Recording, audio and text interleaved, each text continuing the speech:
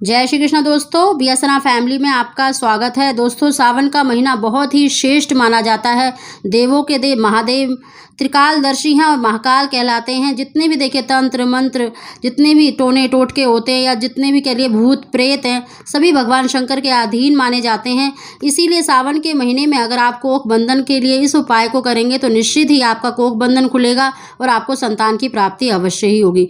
दोस्तों, जिन भी बहनों को देखिए अभी तक कोई संतान नहीं है, शादी के कई साल हो गए हैं, उन्होंने डॉक्टरी चेकअप भी करवाया, बहुत इलाज भी करवा लिया, लेकिन फिर भी उनको संतान की प्राप्ति नहीं हो पा रही। दोस्तों, अगर आपकी देखिए डॉक्टरी रिपोर्ट बिल्कुल ठीक है, यानी हस्बैंड वाइफ दोनों की रिपोर्ट ठीक है, फिर भी अगर आपको संतान की प्राप्ति नहीं हो रही तो ये एक लक्षण माना जाता है आपकी कोख बंधी हुई है। जिन भी बहनों को देखिए गर्भधारण तो हो जाता है, लेकिन कुछ समय बाद मिसकैरेज हो जाता है, और या जिन बहनों को देखिए संतान होने के बाद मृत्यु को प्राप्त हो जाती है, या जिन बहनों को देखिए सिर्फ कन्या संतान होती है और लड़के के समय पर गर्भधारण नहीं हो पाता, या फिर गर्भधारण होने के बाद मिसकैरेज हो जाता है, तो इसे देखिए मृत्युवस्या का दोष कहा जाता है और कोख बंधन का भी संकेत माना जाता है। दोस्तों, अगर आपको ये लक्षण हैं तो आप निश्चित से यकीन मानिए आपकी कोख बंधी हुई है, और जब तक कोख बंधन नहीं खुलेगा तो आपको संतान की प्राप्ति नहीं हो पाएगी। दोस्तों, इसीलिए सावन के महीने में कोख बंधन खोलने के लिए आप इस उपाय को अवश्य करें तो निश्चित ही आपका कोख बंधन खुलेगा और आपको संतान की प्राप्ति अवश्य ही होगी। दोस्तों, उसकी जानकारी देने से पहले अगर अभी तक आपने मेरा चैनल सब्सक्राइब नहीं किया तो सब्सक्राइब अवश्य ही कर ले, बगल में बेल आइकन को दबा दें जिससे मेरी आने वाली सभी वीडियो का नोटिफिकेशन सबसे पहले आप तक पहुंच सके। दोस्तों, सावन के महीने में किसी भी सोमवार के दिन आप इस उपाय को कर सकते हैं, और साथ ही दोस्तों हम दो उपाय बता रहे हैं। दोनों उपाय आप अगर नियम पूर्वक यानी विधि पूर्वक इस उपाय को करेंगे तो निश्चित ही आपको संतान की प्राप्ति होगी, आपका कोख बंधन अवश्य खुलेगा। दोस्तों, आप सभी जानते हैं जो श्वेताक होता है यानी मदार, जो सफ़ेद फूल वाला होता है, वो भगवान शंकर का प्रिय माना जाता है, क्योंकि वो भगवान गणेश जी का स्वरूप माना जाता है, इसीलिए श्वेताक कहा जाता है। अगर आपको वो पौधा मिल जाता है तो आप एक दिन पहले ही वहाँ जाकर उसे आमंत्रित करें।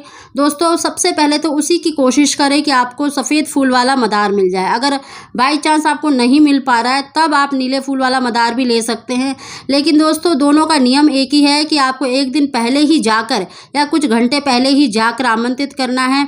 हो सके तो एक लोटा जल भी अर्पित करें और उनको प्रार्थना करें कि आप किस वजह से उनकी जड़ को ले रहे हैं।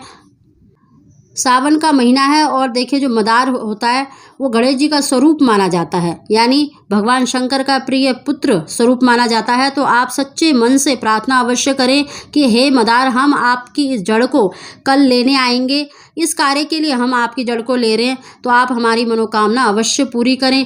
इस तरह से अगर आप कहते हैं, प्रार्थना करते हैं, और साथ ही अगर आप कुछ देखिए अगर अक्षत ले गए हैं तो अक्षत रख दें, या फिर आप धूप दीप जलाकर प्रार्थना अवश्य करें।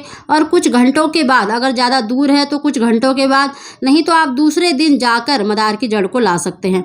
दोस्तों, उसको देखिए घर में लाकर उसी तरह से सिद्ध करना है जिस तरह से आप रवि पुष्य योग में करते हैं। दोस्तों, आपको कच्चे दूध और गंगा जल से धोकर उसको देखिए चंदन अक्षत मतलब लगाकर धूप दीप दिखाकर गणेश जी के किसी भी मंत्र का, ओम गण गणपते नमः, ओम गणेशाय नमः, या फिर आप ओम पार्वती प्रिय नंदनाय नमः, ओम पार्वती प्रिय नंदनाय नमः का 11-21 बार उच्चारण अवश्य करें, उसको सिद्ध कर लें। और उसके बाद देखिए सावन के किसी भी सोमवार के दिन आपको उसे वहाँ लेकर जाना है। साथ में दोस्तों आपको देखिए एक शहद की शीशी भी लेके जानी है।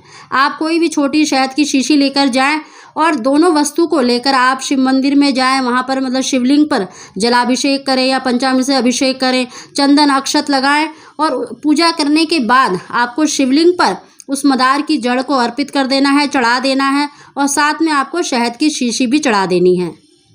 भगवान शंकर का देखिए धूप दीप करके आरती करें, और वहाँ पर आपको मंदिर में ही ओम नमः शिवाय का एक माला का जाप अवश्य करना है, और महाकाल से यानी भगवान शंकर से सच्चे मन से प्रार्थना अवश्य करनी है कि देवों के देव महादेव, आप जगत पिता हैं, हमें भी संतान सुख प्रदान करें। अगर पुत्र की कामना है तो पुत्र प्राप्ति के लिए प्रार्थना करें। दोस्तों, इस तरह से अगर आप भगवान शंकर से प्रार्थना करने के बाद, धूप दीप जलाने के बाद, आपको वो दोनों ही वस्तु यानी मदार की जड़ और आपको वो शहद की शीशी उठा लेनी है। साथ ही दोस्तों जब ये उपाय करें तो कोशिश करें आप ब्रह्म मुहूर्त में करें। दोस्तों, इस उपाय को चुपचाप करें कि कोई आपको टोके ना। जब अगर कोई आपको टोक देता है तो फिर वो उपाय इतना सफल नहीं हो पाता है, तो कोशिश करें ब्रह्म मुहूर्त में जाकर इस उपाय को करें। और सोमवार के दिन ही आपको लाल या पीले कपड़े में मदार की जड़ को अपनी कमर में धारण कर लेना है दोस्तों।